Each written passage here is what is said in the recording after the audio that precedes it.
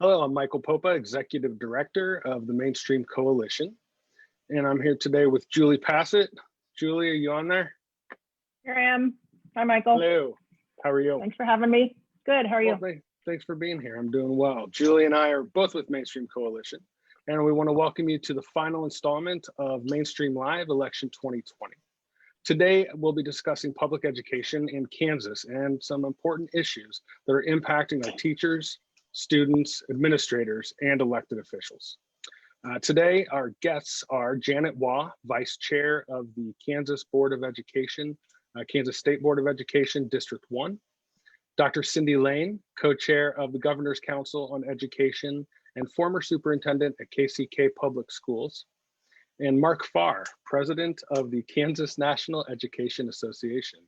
Welcome, everyone. Thanks for being here. Thanks for having us. Of course, our pleasure. So as I mentioned in that intro, that brief intro there, we're gonna be talking about public education in Kansas. That's a pretty broad topic, but a very important one right now. With the upcoming elections so close, not very far away. There is one district, State Board of Education, one district that has a race, District 2.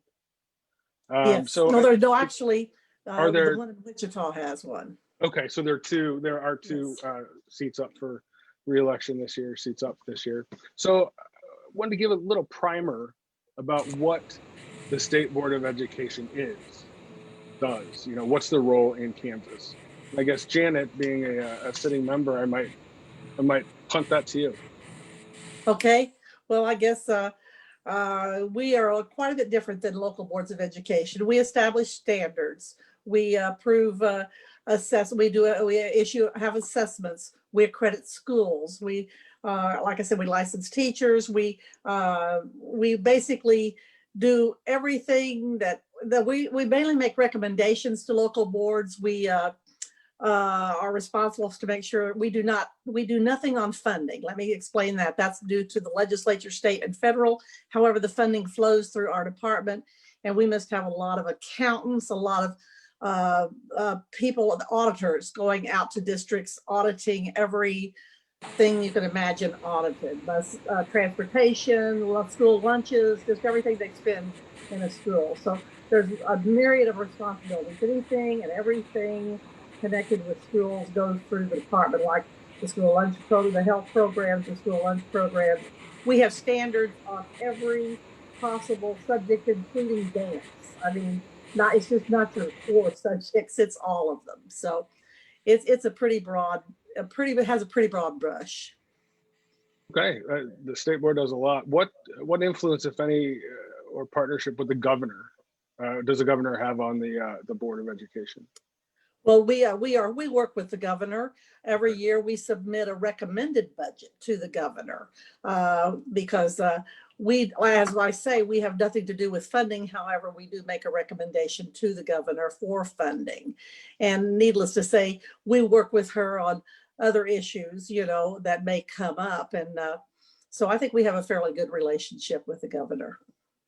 Oh, that's great. And so then you would make a recommendation to the governor. That budget would then go to the legislature for approval? Yes. Well, the governor has to make the budget recommendation.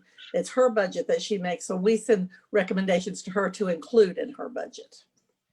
And then that would be for all school districts across the state? Yeah, that would be for what our schools need. Yes. We recommend what we believe our schools need. And while and on that, we normally receive input from our districts. Well, then that kind of leads me into the next question I've received. We've received a couple questions from members and supporters. How does the State Board work with local districts? What does that relationship look like? Dr. Cindy Lane.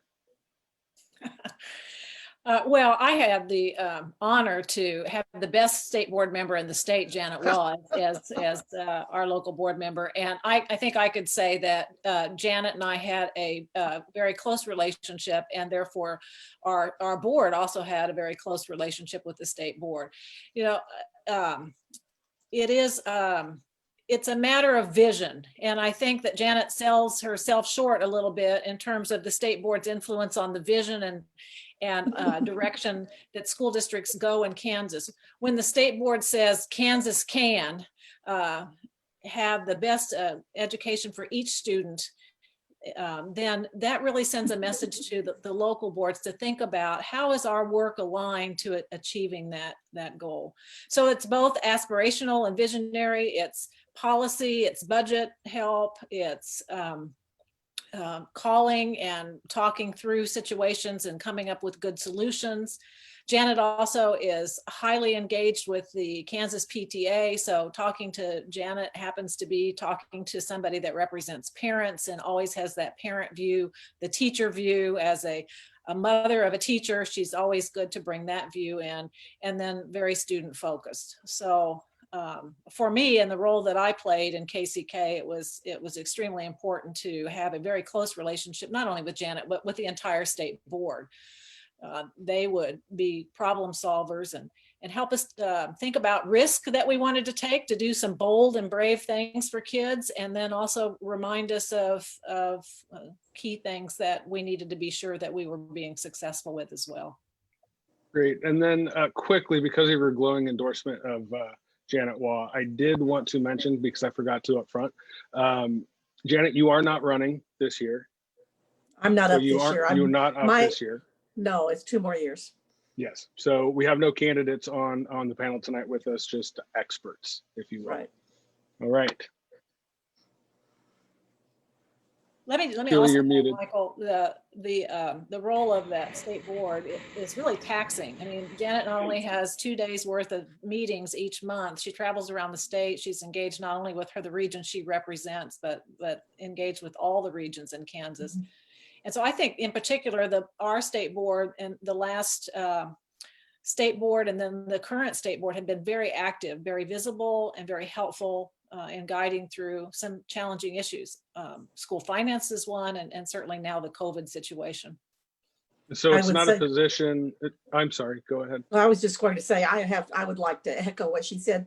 This COVID thing has created, I have never worked as hard, and nor has the department, nor have any school people. I mean, honestly, local and statewide, these people have just given unbelievably from the start of the time, from the day the governor shut down schools till now. It hasn't stopped. And we are working constantly, making recommendations to districts on how to handle this thing.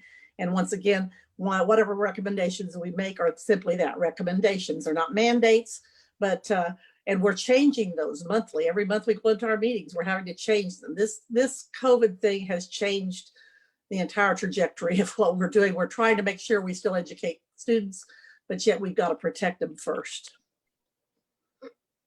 I could add one thing that I believe the State Board of Education's job is to listen, analyze, and respond, and and listen to our parents and listen to educators in the field. And I think if you look at the Navigating Change document that the State Board of Education put together through the administrators, teachers, the healthcare professionals across the state, that's a 900+ page document with great guidance and a great example of the work that the State Board of Education can do and the impact they can have on Kansas students. So Mark, how does the KNEA operate with the state and with the State Board of Education and then the individual districts? Well, our vision, Kansas NEA's vision, and Kansas NEA is a member-run organization. We have about 25,000 members across the state of Kansas. Our members are teachers, cooks, custodians, bus drivers, administrators, college faculty, retired members, and then students in colleges of education that are heading toward a career in education make up our membership, and we're a member-driven organization. Our vision is a great public school for every student, and I believe that matches what Janet would say the State Board of Education wants. It's a great public school for every student. I believe we have a good working relationship with the State Board of Education. We share our views with the State Board of Education so that they know what we are advocating for, but in many times, most of the time, I should say, we share that common vision and look for a way to move forward to help us achieve that great public school for every student. We have local chapters across the state. well over 250 local chapters across the state that individually work in our local school districts across the state. And they have their governance structure as well. I'm the Kansas Nea president, so that's over the state, Kansas Nea, and then we have our local chapters in each local school. Great. Michael, you're muted. Thank you. Thanks, Zoom. So Mark, the teachers unions and the teachers themselves, they've been attacked pretty hard lately by groups over returning to school, with people specifically blaming the teachers for not wanting to return. But it seems that these decisions weren't made by the teachers necessarily or the unions, but by the local districts. How much influence do unions actually have over that type of decision? The local school board would make that choice, and that local school board listens to the educator group as well as they listen to the parents. As Kansas Nea has moved forward, we've had 3 goals that we wanted to achieve.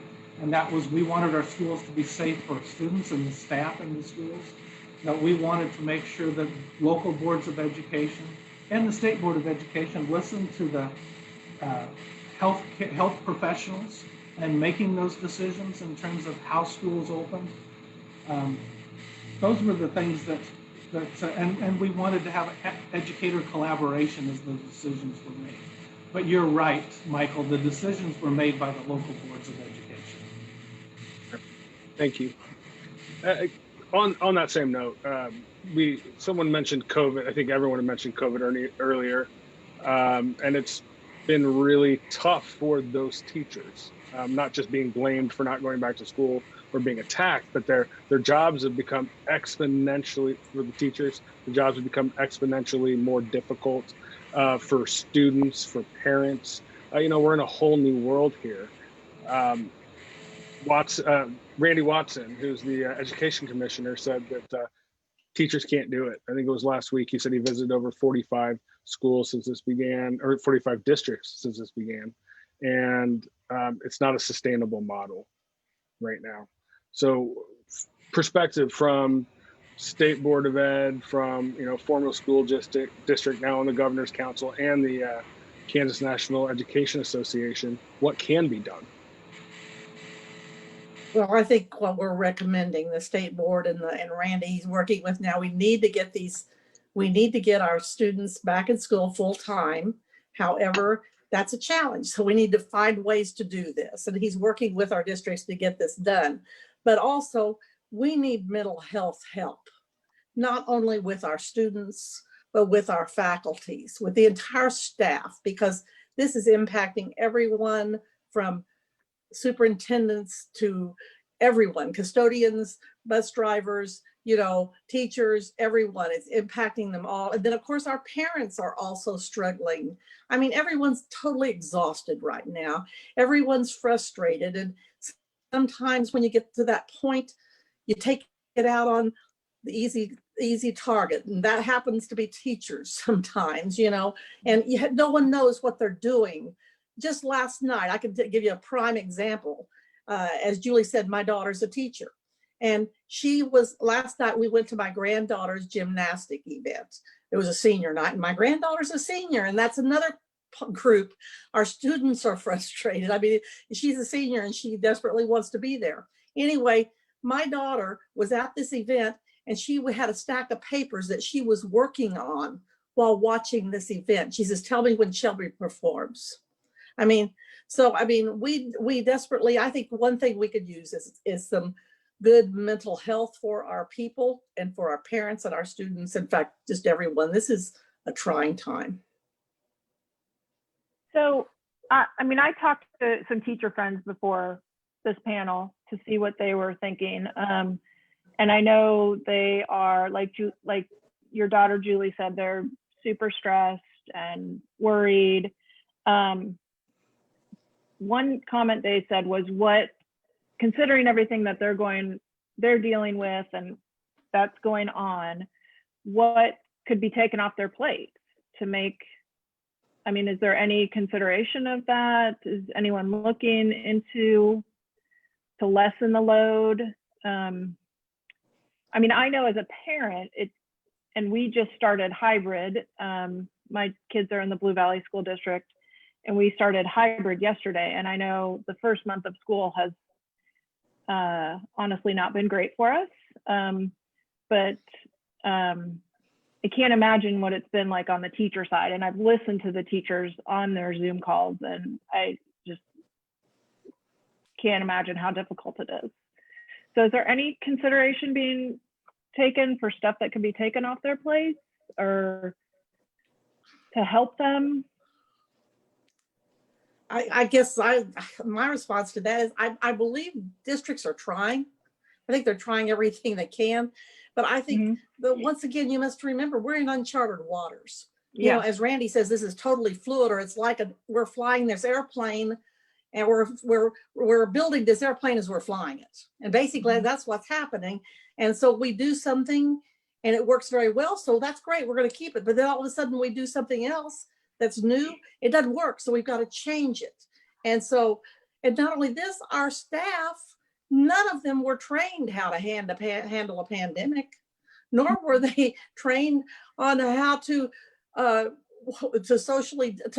handle a disease, and most of them don't even know how to teach remotely. This is something they've had to learn.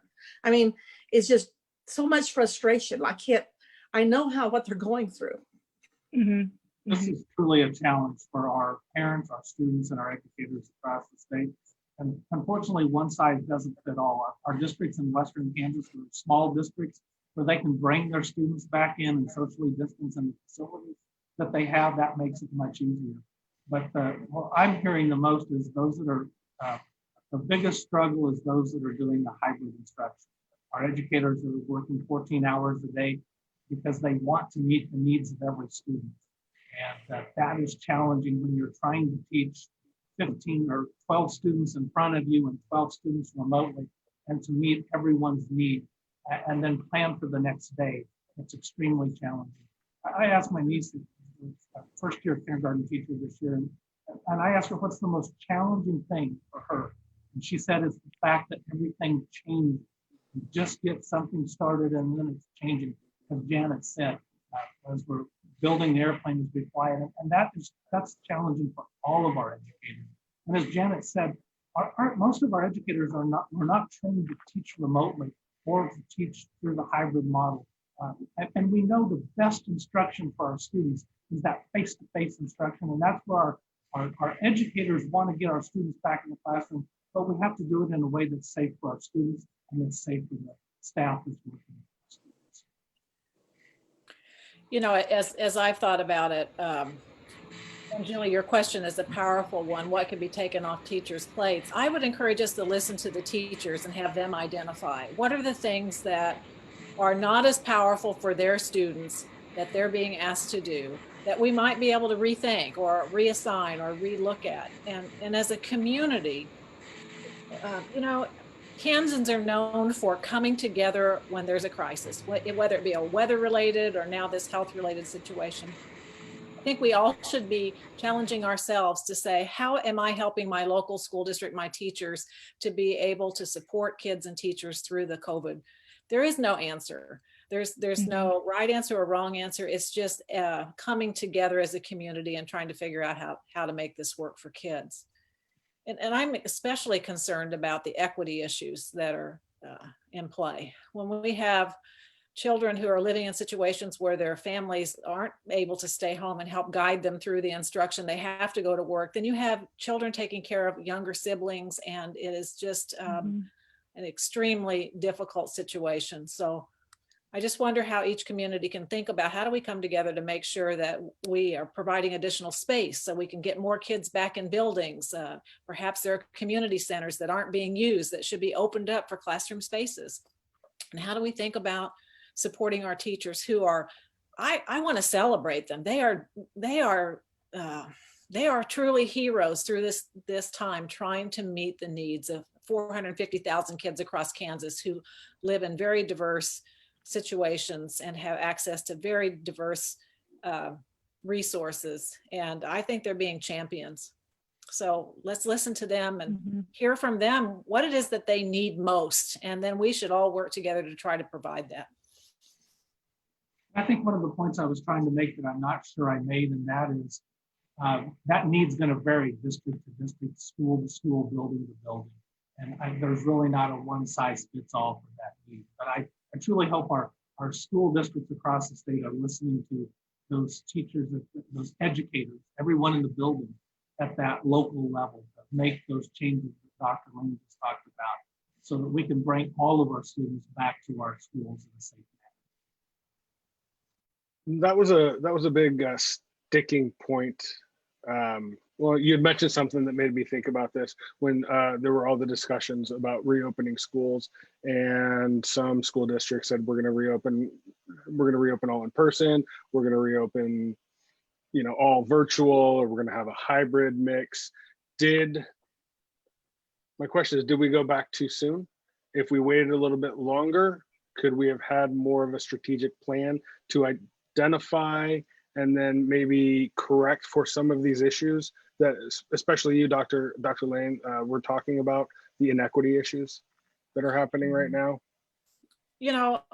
COVID has touched our communities across the state in such different ways. We have some areas of the state that have had very low incidence, and other areas like my community that have been hit very hard. So I don't think it's a yes or no answer to your question, Michael.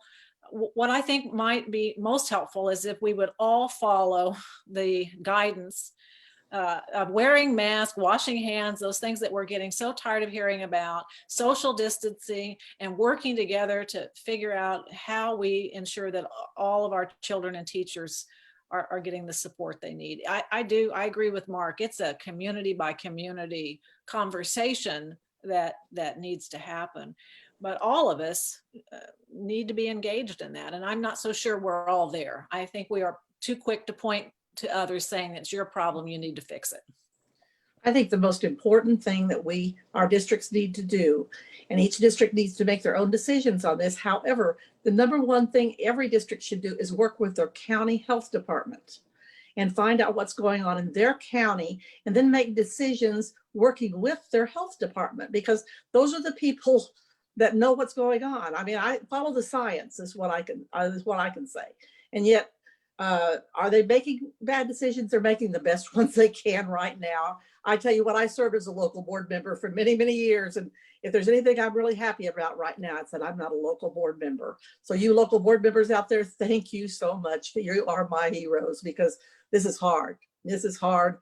And they've been called everything. Well, been called everything, and not so nice. And, but no, the most important thing districts need to do right now is work with their local districts, and they need to follow the gating criteria. They need to look at that, and everybody needs to be in tune to how important this is, because we're never going to get back to normal, folks, until this thing's gone.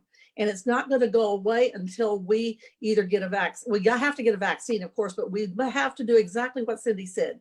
Social distance, wear a mask, wash your hands, all those things that has to be done. And I would stress those three things so that we can keep our schools open face-to-face for student instruction. And that's exactly what we want. We want our students in our schools, and to do that, we're going to have to social distance, wear a mask, and wash our hands. And in fact, you need to understand one thing: the local health department can shut down a school. And so if things break out in a school, I mean, we're trying to avoid a whole entire school being shut down by keeping our students in cohorts, so that way, or maybe a classroom may have to be shut down or stay home and be quarantined for 14 days. But they have the authority. The local health department has that authority. And if it gets too widespread in a local school, they have the authority to do that.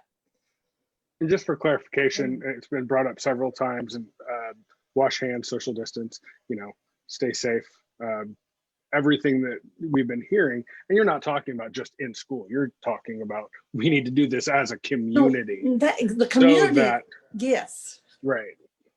So that we can keep kids in schools and parents at work, and families, families productive. If everybody wants our schools to stay open, which that's our top priority, we know just exactly what Mark said, that the best place for a student to learn is in a classroom with their friends and with their teacher. But we can't keep them open if they're not safe. And the communities have to start it. They're the ones where it should begin. We're trying our best to make sure it's happening in each of our buildings, but the local communities need to do these things. So now, I agree. yeah. I was going to say, we've talked a little bit about the way school has changed during COVID. Is education being looked at differently for the future now? Is there a future lens, or are we just we may just be trying to get through the here and now? But do you think education is being looked at differently? Because there's options we know of now. The students don't have to spend 8 hours a day in a classroom. Is that going to change the future of the school day, do you think? I think so. Even after COVID? So. I think so. I think we're going to get through this, and we're going to have learned a lot. And we're going to find some things that really don't work so well. And we're going to find some things that worked quite well. And this last week, I went with Dr. Watson, our commissioner, to Leavenworth and to Douglas County to visit, in fact, even to Wyandotte County, and visited one school district. And we met with our district superintendents and administration. And several of them asked us the question, after this is over, and it will be over, believe it or not, it's going to end someday.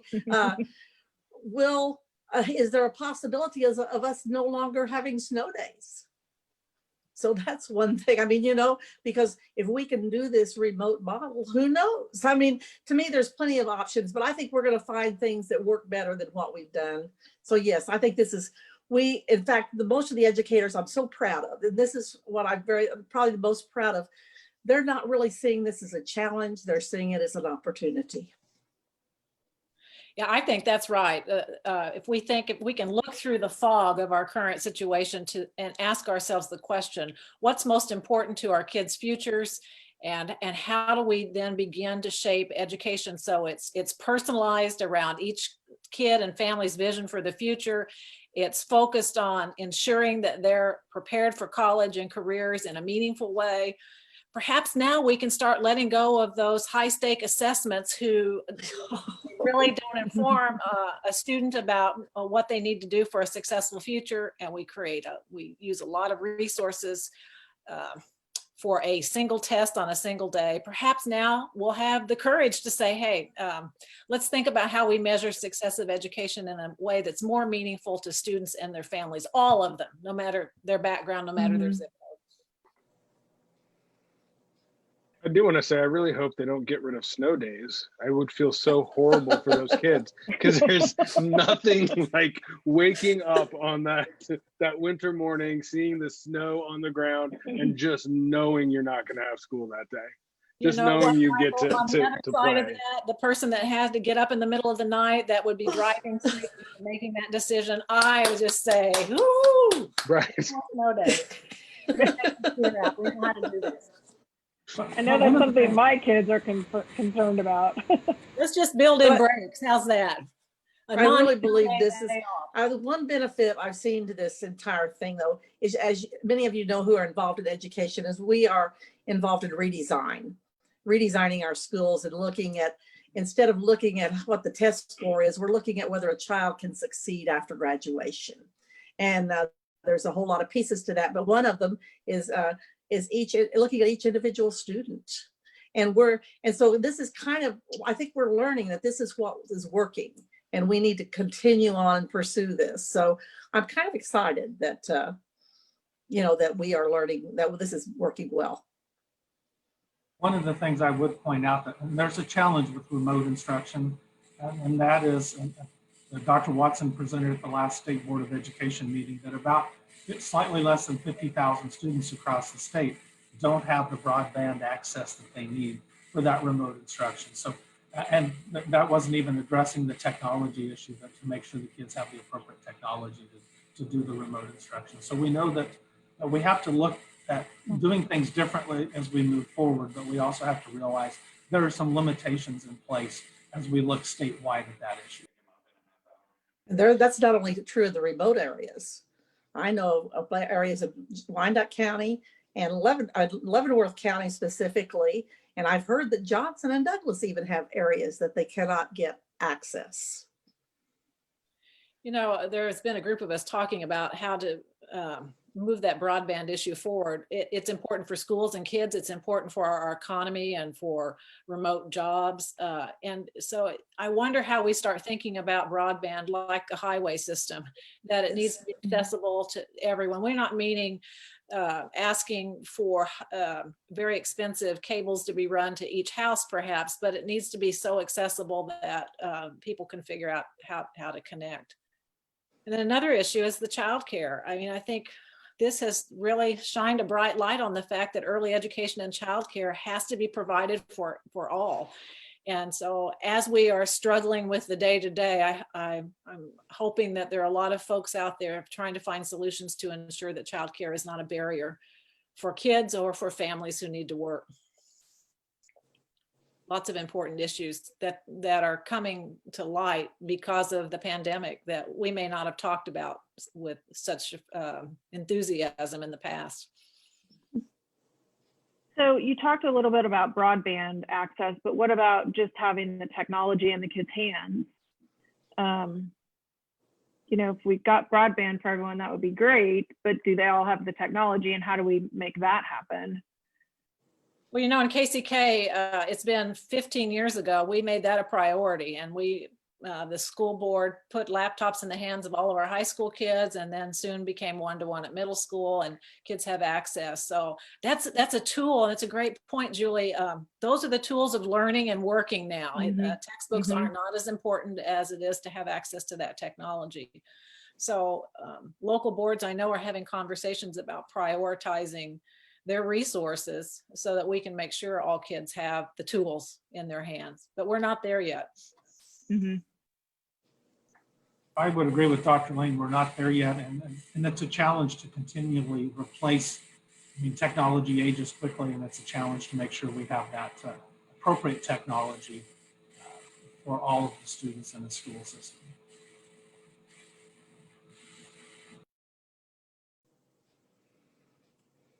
It's my understanding that as far as broadband goes anyway, that this didn't have to be such a problem. The legislature could have passed a bill or passed some legislation, at least, was it 2 years ago, Julie? Do you know? Or it was up, I think it was up in one of the budgets anyway. And it was voted out or taken out, but something that could have helped get into those rural areas, at least get that high-speed broadband in the rural areas. And you hear a lot of healthcare companies, healthcare organizations talking about the need for that, specifically because of COVID and because hospitals are closing. And so in rural areas, people need to have those virtual doctor's visits. So do you, panelists, are you guests? I hate saying panelists. It's so cold, so informal. Our esteemed guests today. Do you think that will be a reality this next year or sooner rather than later? I would hope so, but in all reality, let's face it, it's going to cost money. Yeah. And and I think we're going to. It's my understanding that budget cuts have already been requested for most of the departments. So we need it. We need it desperately. But I guess I'm not that optimistic. You know, there are some opportunities with some of the funding, federal funding that has resulted of COVID that have come down, and there are teams that are prioritizing broadband as a key resource that's needed. So I know, Michael, there are people that are working on it. I think the past legislation has failed because of cost, but also because there's a feeling that we haven't quite figured out the solution. We need a long-term plan like we have for highways, and how are we going to fund it, and what's it going to look like, and where's the private and public investment coming from? And so there are folks that are working on it.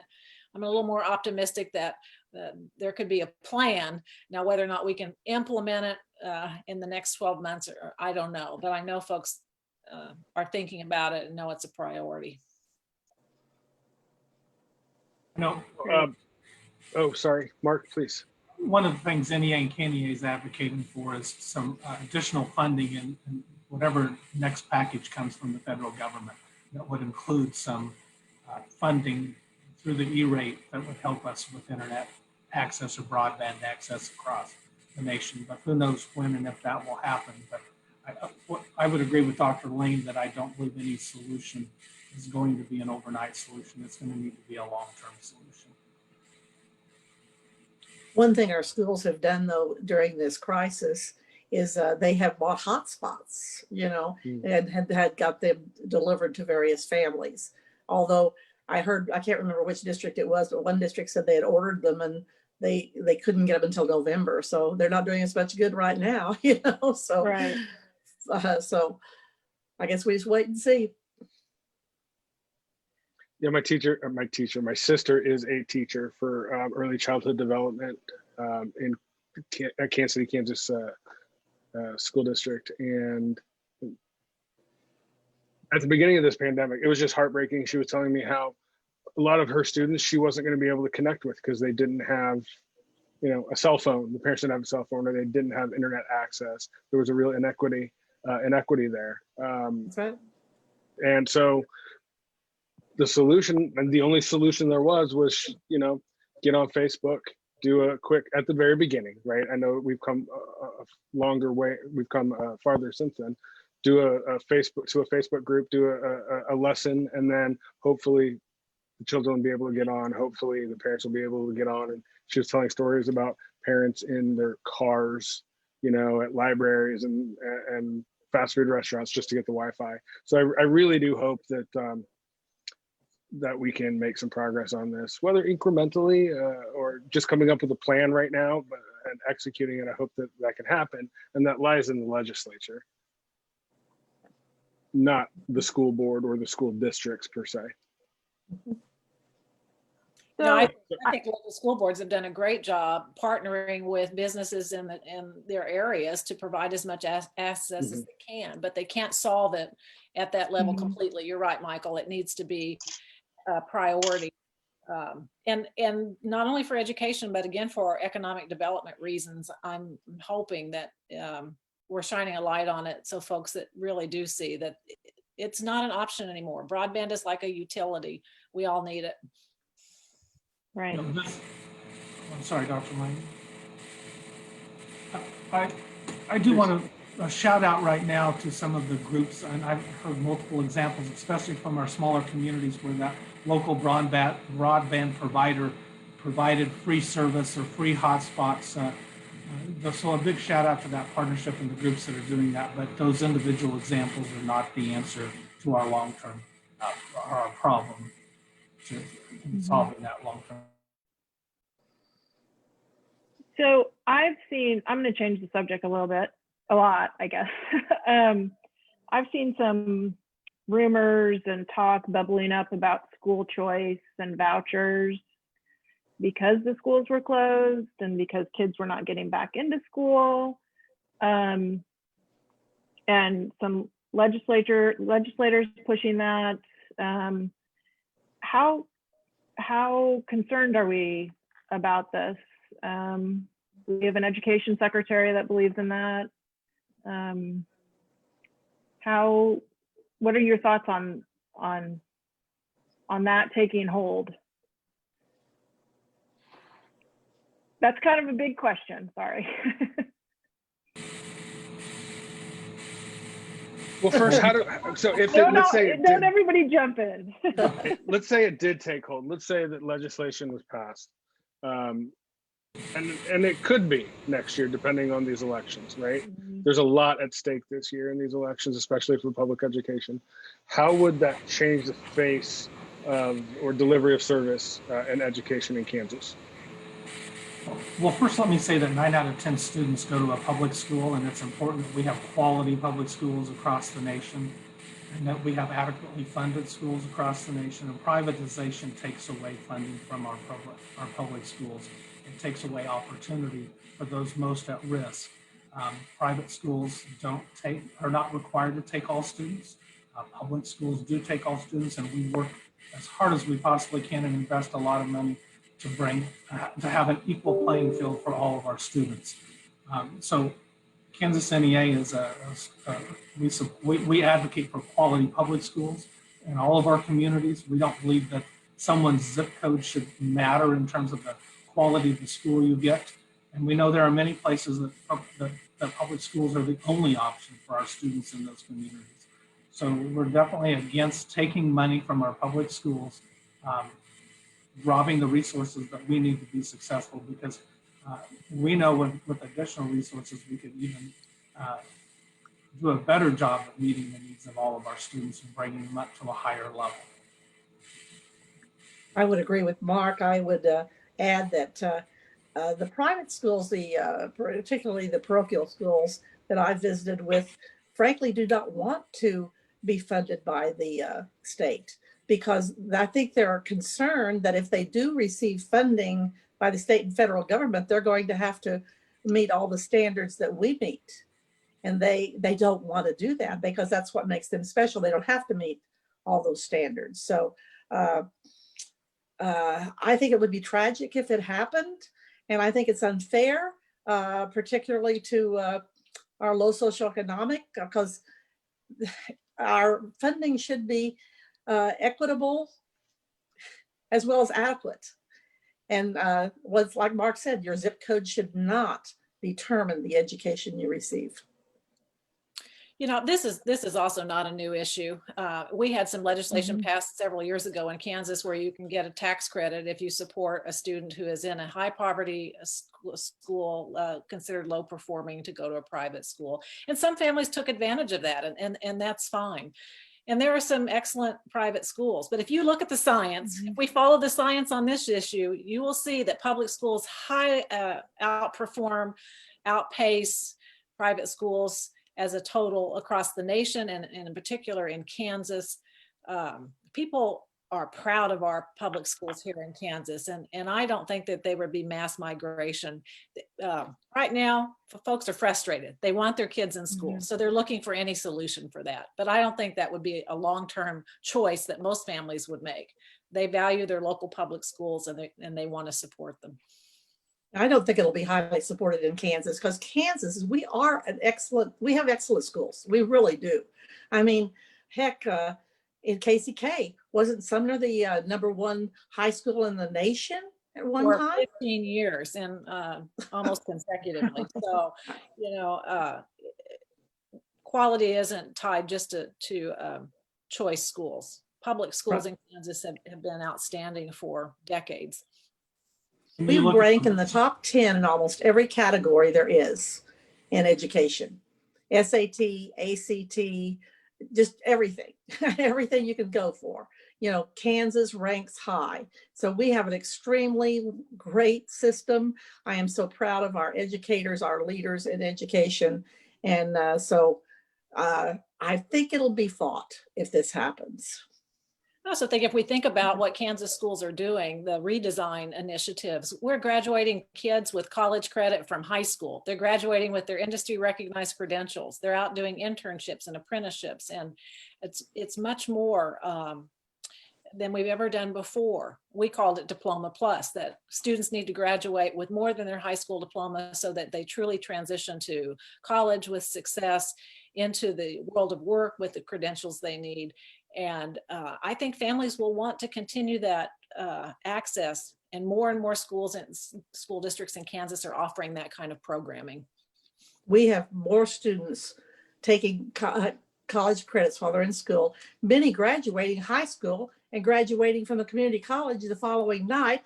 We had one young man out in western Kansas who graduated from high school one night, and a week later, he graduated from Harvard with his bachelor's degree. So we're not doing too bad. Yeah. That's amazing. So I have another question for you. This is kind of a little, I'm sorry, Michael. Please. How how does the state board and the school district operate with the Kansas State High School Sports Association, Activities Association? How is that? What is that relationship? Well, I we're mean, there's been very so good. much. There's been We so have- much about getting kids back on the fields and playing, Yes. and how does that all tie together? Okay, well, we work very closely with the High School Activities Association. In fact, we have two members that serve, one on their executive board and one on their other board. So we've always had two members represented there. They report to us yearly on what's happening. We're very well aware. We have to approve their bylaws when they change them, but basically they operate independently. You know, they're funded independently by schools.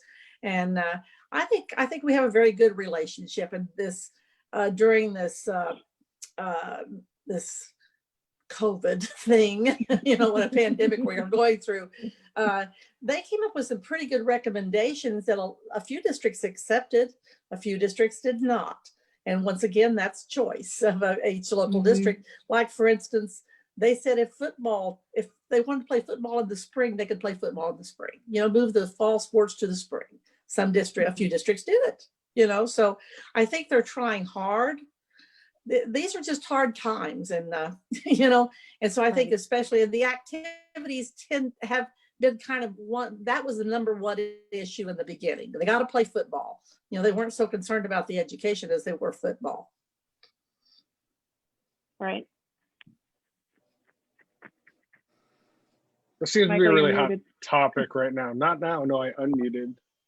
Okay. I just unmuted. As Julie was saying, it's a hot topic right now. And I think it's gaining a lot of traction in different circles, but it's also taking away, I think personally, from the real issues at stake. Real issues at stake for 2021, for the next, you know, for the continuation of this school year, for the future of education in Kansas, specifically as it relates to the State Board of Ed races. What is at stake this election? You know, what should people be thinking about as they fill out their ballots before or on November 3rd? I would say that everyone needs to remember that the State Board of Education, as Janet outlined earlier, touches the everyday activities of our educators in the classrooms across the state. It has an impact. It guides who's in the classroom. It guides what's being taught in the classroom. The State Board of Education is extremely important to public education in Kansas, and the decisions they make impact every educator and every student and every parent. So let me just add to that. Members or people who want to be board members need to be willing to look at everyone's children, at all needs, and have a broad view of their responsibility to ensure that each child, not just some children, but each child receive a high quality education in Kansas. So it's a great opportunity for folks who want to serve to get outside of their comfort zone and learn and expand. It's also not a place to come to the table with agendas like private school vouchers, because the obligation is each student in every community. I would agree. You know, I think they need to come with no they need to learn. First of all, I would encourage them to learn what we do. You know, and one good way to do that is to watch our board meetings when we have them and understand exactly what we do. They can either meet with me or other board members to discuss our responsibilities, but they don't need to remember not to get in the weeds. We've had board members try to get into the weeds sometimes that frankly are none of our responsibilities. And we need to make sure we're doing what we are charged to do and not getting in the weeds or personal agendas. So Janet, how can people get involved or reach out to their state Board of Ed member? Well, it's real simple. They're on the website. It's ksbe.org. I encourage anyone to go there, and there's board members information, and there's a whole category that's board members, and they can find that, you know. And I tell you what, we've talked earlier, and I would encourage everyone, if you're interested, go to the KSDE website and look up Navigating Change. That's the document we put together and we approved for how schools will function this during this pandemic, and including the gating criteria we recommended. There's a wealth of information on that website regarding every issue, teaching, I mean, teachers, licensure, everything, all the standards. And so that's what I would encourage them to do. And then contact their local board member. And they may not only want to contact their local board member, they may want to contact another board member from a different part of the state.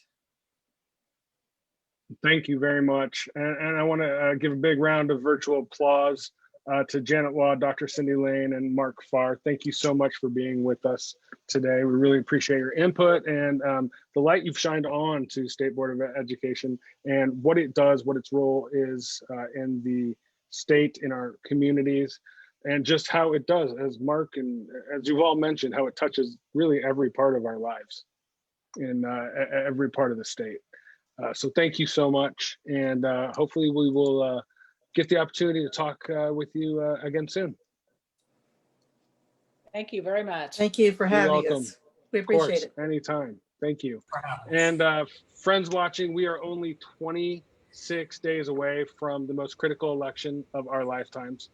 And many of us are only about a week away from advanced voting by mail and in person. So Mainstream, the Voter Network, and our partners have several resources to help you navigate this election cycle. First, check your registration at ksvotes.org. We'll put that into the Facebook chat, ksvotes.org. The last day to register is October 13th. That's next Tuesday. If all is good there, go to visit ksballot.org. That's from our C3 affiliate, the Voter Network, and it's to view your candidates, the exact candidates and issues on your ballot, and to make a plan to vote. And then visit mainpac.org. It's our political action committee. There you can search, sort, and print off the candidate endorsements for the general election. So I urge you to do this yourselves and then share it with everyone you know. Share these resources with friends, with family, co-workers, stop people on the streets at safe distances with masks on. But we want to turn out the vote in Kansas, whether that's by mail, at a drop box, or voting safely in person. Thanks again for being with us today. And remember to do more than vote with Mainstream in 2020.